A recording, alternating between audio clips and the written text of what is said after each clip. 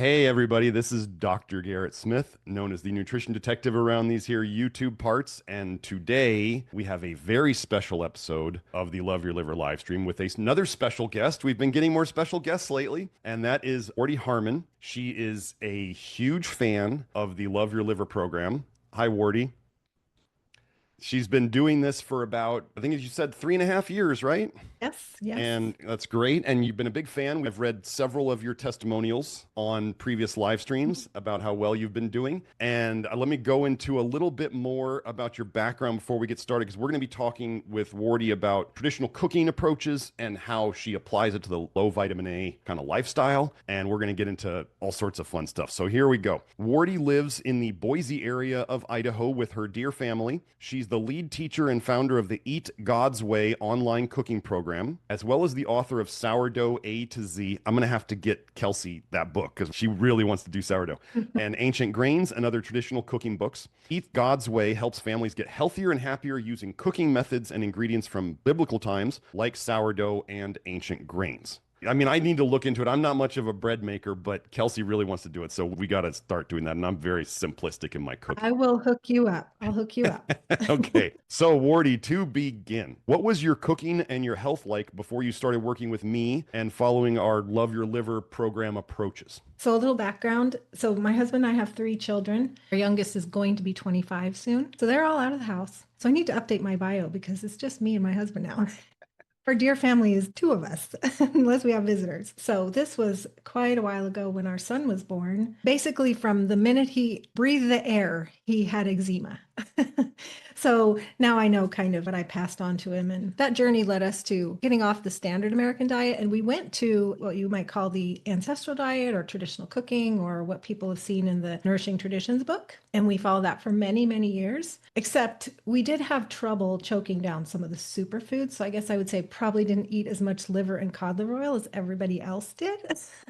But we still did the greens and the egg yolks and high fat. And anyway, long story short, our son's eczema actually cleared up, and we had great results with the soaking and the sourdough just to make the grains more nutritious and digestible, and went to ancient grains and things. But about the time I met you was after a year or so, probably more than a year, of things getting worse, but it was a year of like acute, I am just feeling terrible. So I was on high amounts of bioidentical hormones, thyroid medication. I was so tired. I couldn't function. I had headaches, insulin resistant. So clearly it wasn't working. I diagnosed myself with IBS because I literally couldn't eat anything, and I had histamine intolerance. So I had rashes and just itching all over. My best friend since college, it's funny how we both got into this field, but is Megan Stevens from eatbeautiful.net. And she had been doing your protocol for about 3 years at this point. And I'd seen her reverse multiple autoimmune conditions. So I was kind of open, but I was kind of like, but I don't think that's my problem. But then things were so bad, and she had just gently said along the way, maybe you should try this, maybe you should try this. And then at that point, she was like, Wardee, you already are only eating like 10 foods. And if you just took out these, then you're at low vitamin A anyway. So why don't you try it? And I said, okay, I will try it. And I joined Love Your Liver, which she's just a very gentle person. And she knew enough to just say, just try this for a couple weeks. And I was like, I want to know what's behind this, because I wasn't listening well enough to the things she told me. And you were teaching it. So I was like, I'm going to sign up and I'm going to see what he says about it. And that's when my eyes were opened and I was like, oh, cholestasis. Oh, liver, bile. Oh my goodness. This is why my gut is in horrible shape. And anyway, it just made a lot of sense. And I guess that takes me up to about 3.5 years ago. So that's the before. Does that make sense? Oh, yeah, absolutely. Yeah. I want to say thank you, Megan, for helping Wardee to see the light. And it is a really great way. I just wanted to comment on the way Megan did it. As you were saying, like, folks, if you want people to see how this works, kind of like Megan did, do it on yourself first. Lead Yes. the way by example. And then Yes. when people see you get better, and they're going, well, wait, you used to be like in rough shape and now you're doing so well. And then you can be like, there is this thing out there that you could do. It's what I've been doing. Yeah. It's actually in the research that the more you push on people, the more they resist. It's a natural thing. So if you don't push it and you just show them, that is almost the only thing you can do, other than when they ask you what you're doing and saying, well, I'm doing this. If you want to learn more about it, here you go. Megan did a great job. And then you did a great Yes. job of saying, well, here's something I haven't done.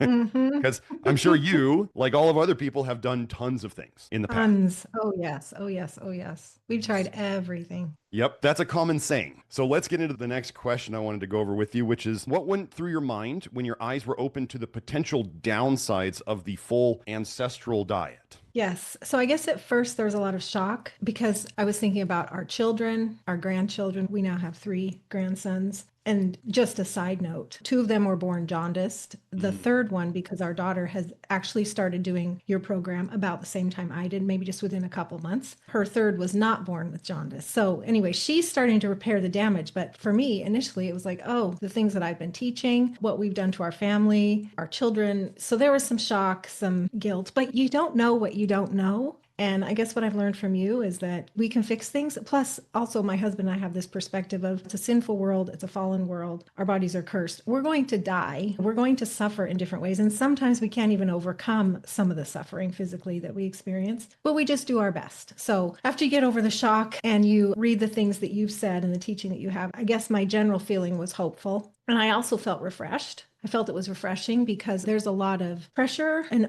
it's just rampant in the healthy eating communities to eat the rainbow and get your veggies in and all the superfoods and the herbs and the essential oils. So it's like, no, I'm just going to eat good food. I'm going to eat the right foods for the toxins that I have, for the deficiencies that I have. And it doesn't have to be yucky to swallow. It actually just tastes good because salt is like the best seasoning and I love meat. It's actually refreshing to walk back from that and be like, I don't have to stress over getting my veggies in. I also think that I began to better be in tune with the signals that my body was sensing because what I realized from you, one of the very first things was how overloaded my body was between the hormones, the medications, the superfoods, all the stuff. I was having tons of supplements and just getting sicker and sicker. It was like, I just don't feel good all the time. But when you take all that away, you start to be like, oh, okay, I just ate this and now I have a headache because the signals are clear because you just simplified things so much. So it's been refreshing to go back to the basics. And then I guess I would say one of the biggest eye openers I had was, and I've tried to correct this, like with our students in Eat God's Way. I don't require that anybody do the Love Your Liver program. In fact, I don't require anything. It's obviously all voluntary, but people come to us to learn because they have health issues. I just have changed some of our recommendations about the superfoods, the essential oils, the cod liver oil, the liver, and just say, we don't recommend these things anymore, but it's more like try these things. And if it's still stubborn, you might want to consider. But one of the things that I just try to stress in a gentle way, because we had totally bought into the, if you're sick, you need to heal your gut.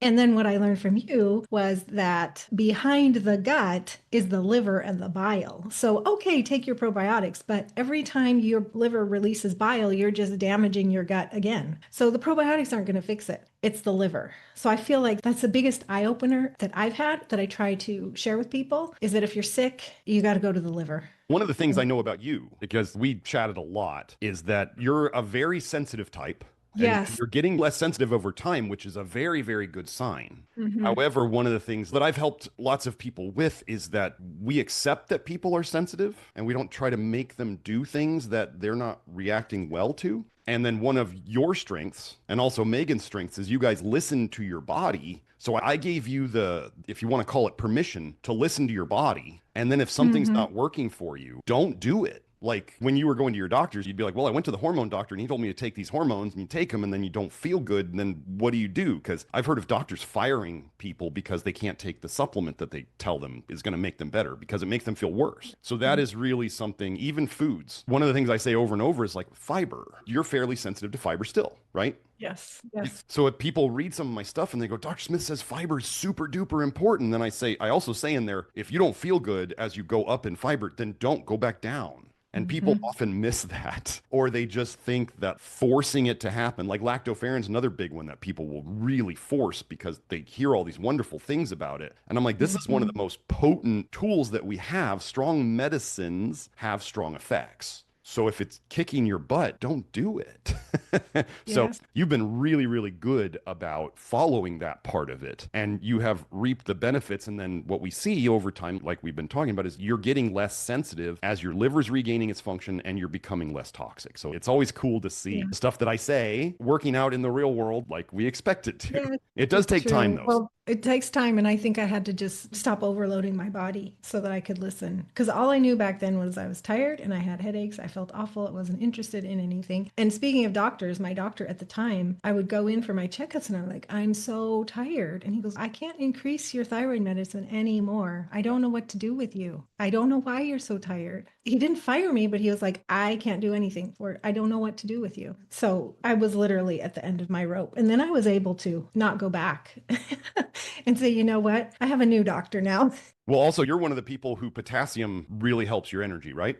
Yes, Okay. yes. So that was a pretty simple tool that we should all be getting enough of, that even an MD can't say, why don't you try eating, like, I don't know, 2 or 3 bananas a day and see if it helps you. And then you do, and you go, oh my gosh, I had like a great day. That's what I tell people to do, is try a bunch of food potassium in a day, because it's the least likely to cause a problem. And if you are happier or more relaxed or better energy, then all of a sudden, then you know that potassium is part of the issue and you can simply do more. So, okay, so let's go into this. So where do these two diets, as in the Love Your Liver approach and the ancestral diet, traditional cooking type diet, where do those overlap?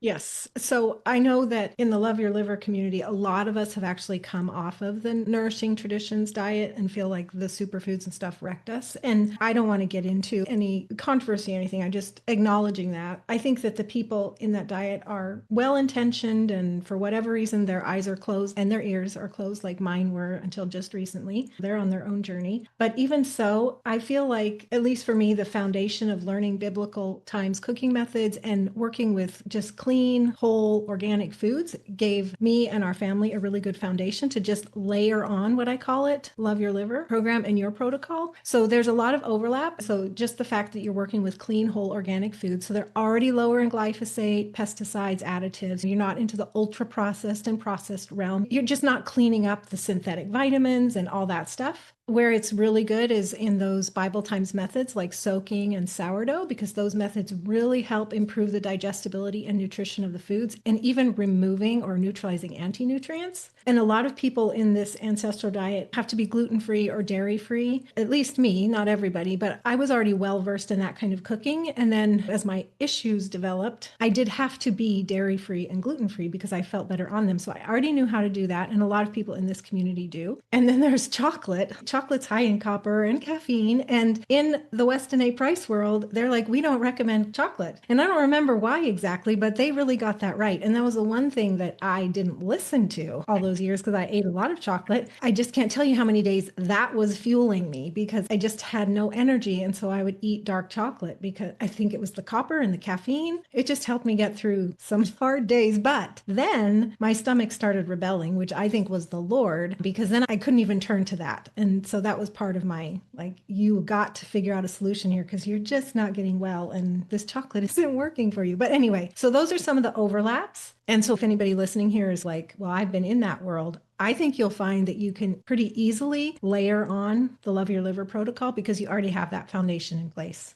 One of the funny things is people, like with the biblical diet, they think that these folks were eating meat all day and eggs all day, and there was liver everywhere to go around, and there was just dairy everywhere. And I'm like, they were mostly on the verge of starvation all the time. Like eggs would be rare and dairy would be like when the cow is making it, but it's how many people have to split that cow's milk. Right. Or split that liver compared to the entire animal. Everybody's not having their 2 to 4 ounces a day of liver.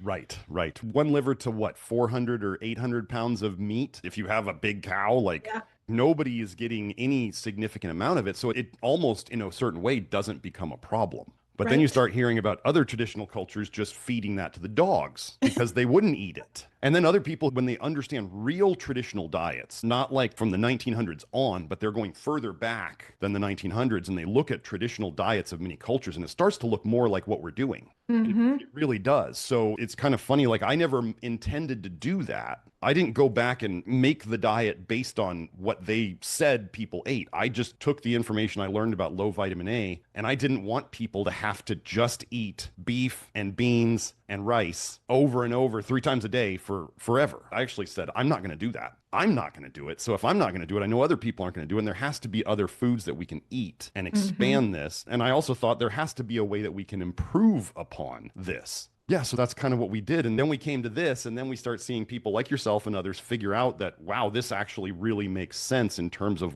what truly traditional diets are. When people say that in biblical times they ate honey, like they would eat honey when they found it, but how many people Yes. was that beehive gonna support? They weren't bee farming. And I think that's a critical point in general about all the foods is that when they're in season, even if they were cultivated, but even if they're wild, in modern society, when we say superfoods, people are gluttons about them. And it's the just everyday 365 days a year eating so many carrots or so much greens or so many tomatoes. It's the quantity and the duration. And they didn't have that back then. Back then, it was like your grains and your beans or whatever basics. And then the meat that you were able to have, it was just a lot more bland, I guess you'd say, a Yes. lot more sensible. Very much so. Yeah. A lot more bland and just they needed to have stuff like could you have dried beans and grains around year round to keep you going? Yeah. I've been over the one quote from I think it was a South American tribe where they would have all these like small antelope that they would kill and they would hang them up to dry. They could have all these little antelope hung up, but if they ran out of their, I forget what it was, their staple carbohydrate food, they would say that they were out of food. Mm-hmm. Even with all this meat around, because lean meat, really lean game meat, only goes so far to keep humans alive for so long. Anyway, that's a whole nother topic. We won't go into that. Okay, so let's get into the next question. What did you change upon implementing the low vitamin A diet? Yes. Okay. So, as I already talked about, I thought we had this pretty good foundation. So, I actually didn't find it difficult. And I call what we did layering because I took our traditional food diet and I just layered on the guidelines that you put together. The things that were in common stayed, the things that contradicted you, and your protocol went out, basically. So, I did make a list of this so I could be specific with people listening. Obviously, we removed the superfoods with high vitamin A content.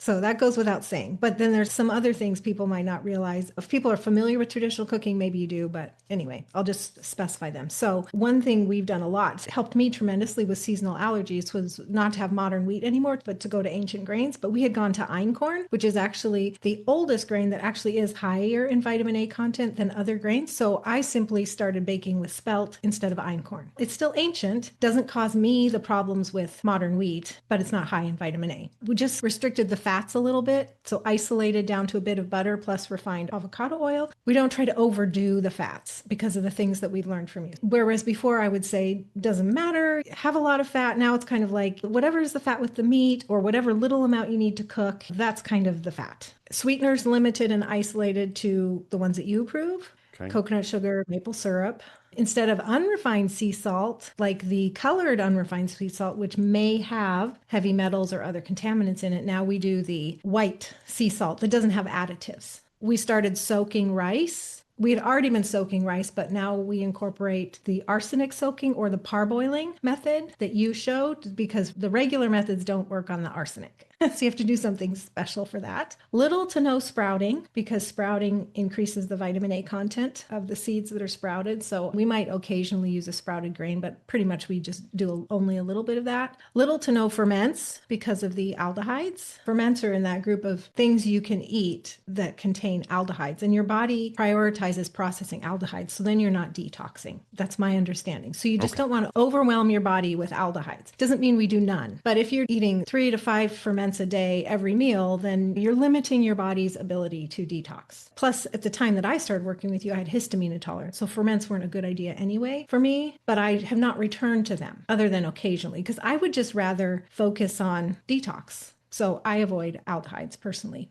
Let me expand on that a little bit. Scientific. One of the things about the fermenting foods, so I want you to think about why would fermenting become popular in traditional cultures? Well, if they're constantly on the verge of starvation, they have to find a way to preserve food that isn't refrigeration. Like when people say a predator kills a prey animal and the first thing they go after is the liver, and they must have some deep ancient wisdom and that's why they do it. I say differently. I say, no, the predator knows that as soon as that animal is dead, the scent of blood and everything is going everywhere. So every other predator that can smell it is going, ooh, let's go over here and check out what's going on. All the scavengers are coming that are going to bother the predator as he's trying to eat. So what they do is the easiest way to get a giant chunk of meat out of a prey animal would be to open up under its rib and go up and get the liver. It comes out as one piece. All you got to do is tear off the little attachments, and then you have a giant chunk of meat that they can go eat somewhere else and let the vultures pick at the bones. We don't realize the benefits that we have of all these sharp knives that animals with claws and teeth, like they're just rough. It's just tearing things off. It's get in and get out. So there's that. So then we have fermenting to preserve foods longer. It doesn't mean that they're automatically better for us just because they did it back then. It means that they needed to do it. So when you ferment a food, the sugars can then break down into alcohols, and then the alcohols can break down into aldehydes, and then the aldehydes can break down into acids. That's a detox process. That's an oxidation process, a breakdown process. So in vinegar, let's say, acetic acid, like low concentration acetic acid, because strong acetic acid, glacial acetic acid, they call it in chemistry, is really, really damaging. And there's actually quite a bit of research out there, enough research to say that acetic acid may not be good for us. Well, if you're talking about going from sugar, like let's say fermenting apples into apple cider vinegar, well, along the way, you're making alcohols, you're making aldehydes, because you have to make those to get the acetic acid. Well, along the way, those don't just disappear. Like there's going to be middle points. And we know that like if you leave wine too long, right, or if wine's not stored right, it turns into vinegar. So that's the natural process. What we see in the body is typically the end point, whether it's vitamin A as retinoic acid, which goes from retinol, the alcohol, to retinaldehyde, to retinoic acid. We have research on retinoic acid inhibiting ALDH, the very enzyme that we have that detoxes aldehydes into retinoic acid. So we know that there's like a negative feedback. So having too much of the acid in your system tells your body this is really bad. So slow down how much we make of it. So it's a negative feedback. There is no direct research on this, but I have a theory that if you had too much acetic acid coming into your system, it's the same enzyme in your body. So is that going to slow down your processing of your ALDH enzyme and slow down your processing of aldehydes as well? I can't find any research directly on it, but there is enough research out there for people who are willing to honestly look at the acetate research and the acetic acid research that it can cause health problems. And what we see, maybe you've had this as well, is as we have people go on in the program, they want vinegary things, acidic things, less and less. Have you noticed that? Yes, I have noticed that. I don't feel good on those. I never have. And I also know that my ALDH is slow because I've had the testing that shows I have that SNP. And it makes a lot of sense to me why cutting that all out, I feel so much better. Yes, yes. And that also explains why the things we've been working on and talking about has helped you so much. I don't know if I talked to you about the research and about that in private, but that will soon be coming out if it hasn't already by the time this episode is live. Basically, we just talk about like you being very sensitive to things. The more toxic we become, the slower our detox goes. It's just the nature of the beast. And this is why a lot of people start eating healthy, they think, and then they start getting more and more sick. And this is why like the Weston Price organization has such a relationship with GAPS, where everybody's becoming allergic to everything. And then they eat these certain foods. You've seen that. Mm-hmm.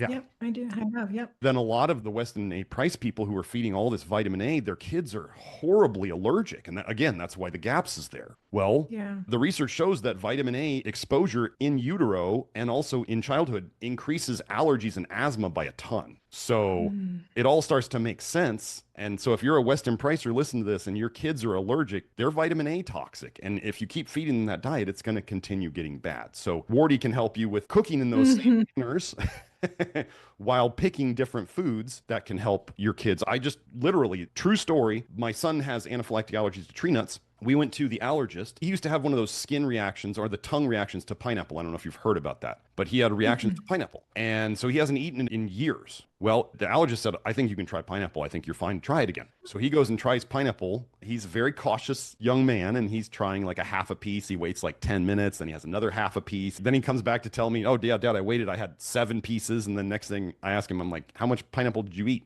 And he's like, I ate the whole box, the whole plastic container. He didn't want a fresh pineapple. He wanted it in the cut up one. And I was like, okay, fine, whatever. So he eats the whole thing. Before, when he ate too much pineapple, which was, I don't know how much it was in the past, but he was vomiting. He was diarrhea. His mouth was tingling. His tongue swelled a little bit. Like, he did not enjoy it. So he was very willing to avoid it. And now that part is gone. Wow. This same allergist who told us years ago, she said she's never seen a kid grow out of tree nut allergies. This was what she told me years ago. She then said at our last visit I think he can try in the office, so where they have a crash cart and the EpiPen and all that stuff. They said, we think he could try a sliver of walnut based on his test numbers. So we may be doing something that she hasn't seen, very much like people fixing their chronic kidney disease with the Love Your Liver approach and fixing their liver cirrhosis or bile duct cirrhosis with the Love Your Liver approach. As you know now, and as Megan knows, and as lots of our people know, there are reasons why people are sick. Yes. And we can fix these. Now, the one thing that we don't tend to fix is the mental, emotional, spiritual component of that. So that's something that we let others do who do it better than we do. But let's get into the next one. What are your meals these days? Yes. First, if it's okay, I'll finish the list. There's just a couple last of the changes. No.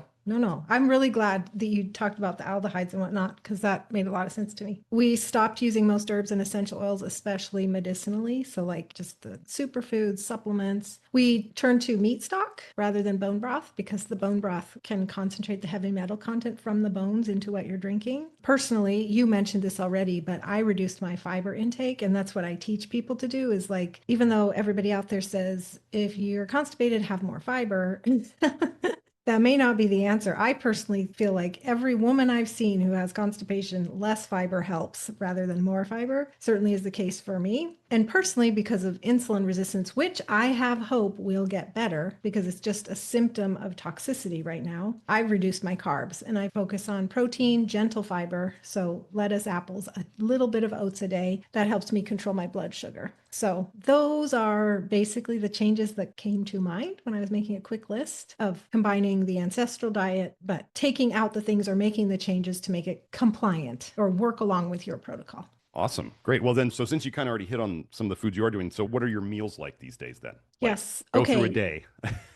Okay, I'll go through a day. So it's my husband and I, we prioritize our protein, which I know is not an ancestral, but we know your recommendation for the minimum amount of grams of protein a day. And my husband has goals higher than that for himself, and I do for myself too. So anyway, even at breakfast, we have protein, and our protein is beef, chicken, turkey, depending on our various tolerances. So chickens will do roasted chicken or chicken thighs or chicken breast, different cuts of beef, but my husband pretty much loves the ground beef most of all. And I do believe I have this posted in Love Your Liver Network, and I do have it in my own low vitamin A cooking course as well. But I make this, I call it a sausage patty mix out of the ground beef, where I put in some oats or whatever grain a person can have, and cumin and salt. And I make this mix. And so we can make it into meatloaf or burgers or patties or logs, whatever, or just crumble it up in a pan and serve it in different ways, which does help with variety. We occasionally have rice or potatoes.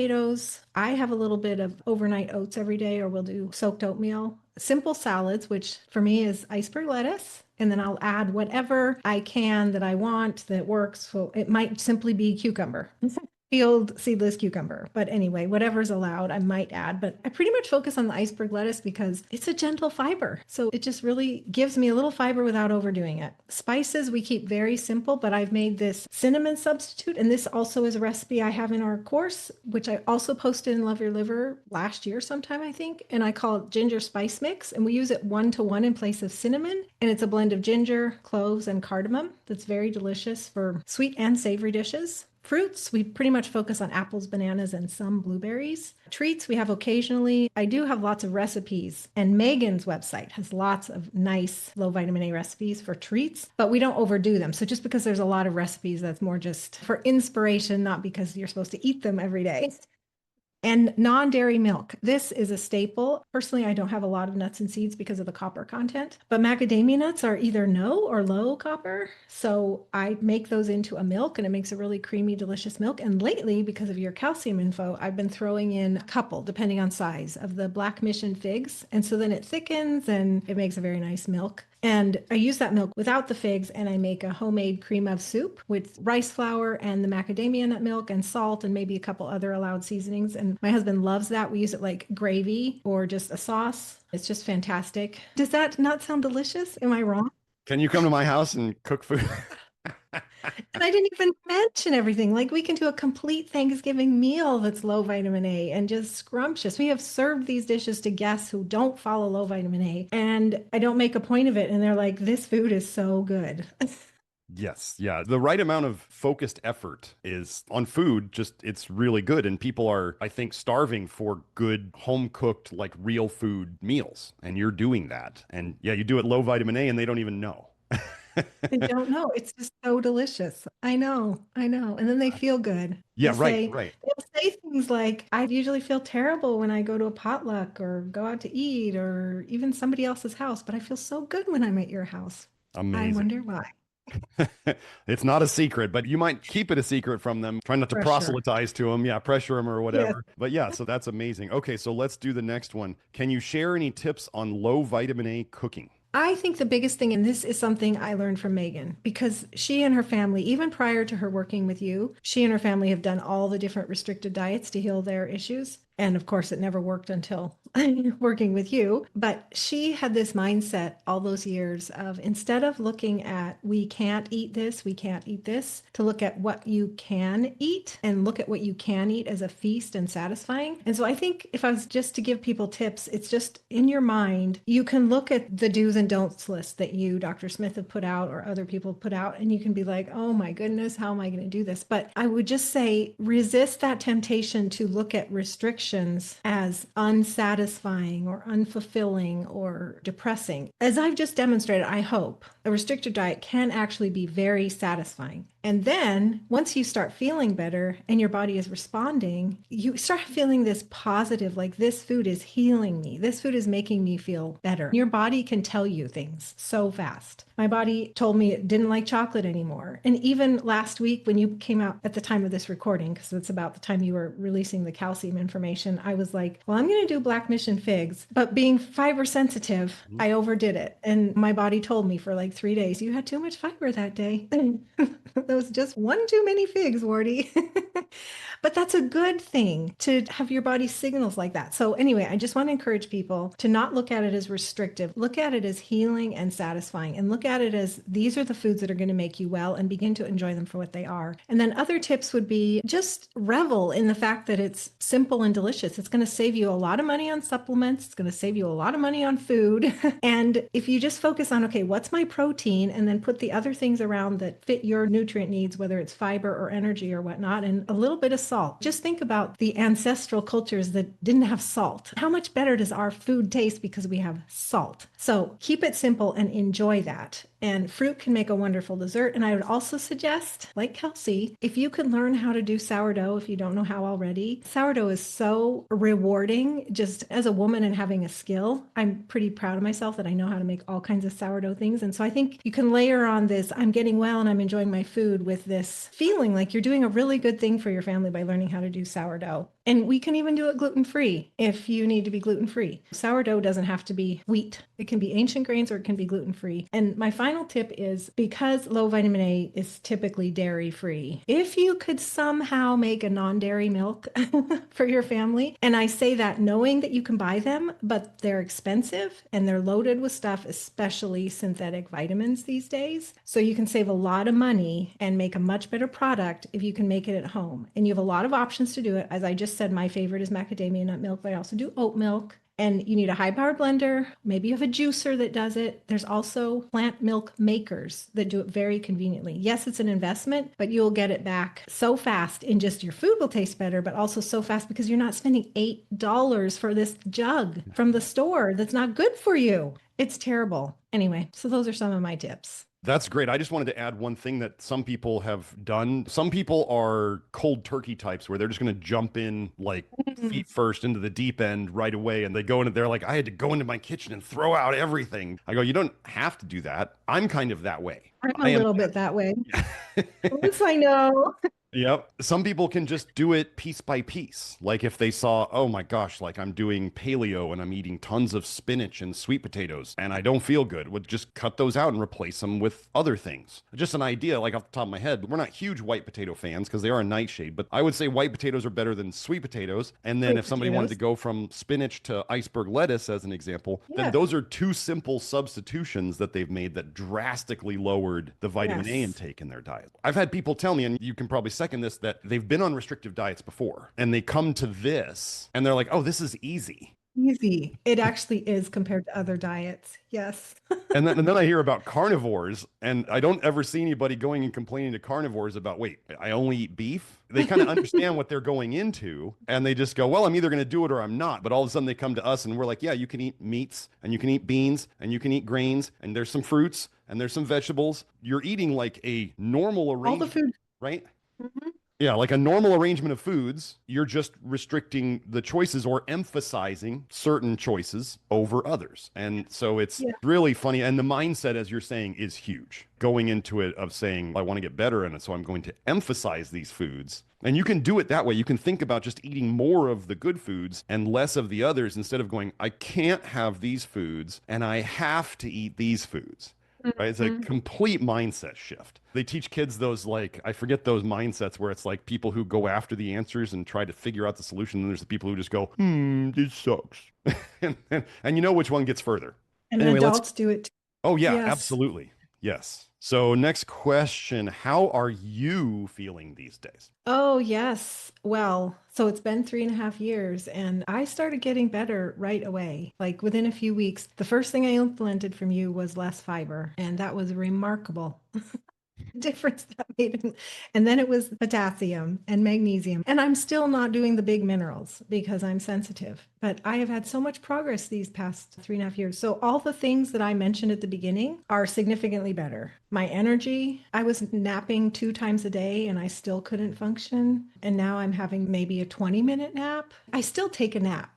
Okay. But some days I don't have to take a nap, but I just feel like it's going to be good for me just to take a break from work and get a reset. I sleep well. My digestion is better. I'm not itching. I guess I would just say everything I've mentioned is remarkably better. And I did get off thyroid medicine in the first several months working with you. And my thyroid labs look good, which you've seen and told me they look good. PMS and periods are better. Oh, I even have, is it this side? Can you even see? I had a really big liver spot right here.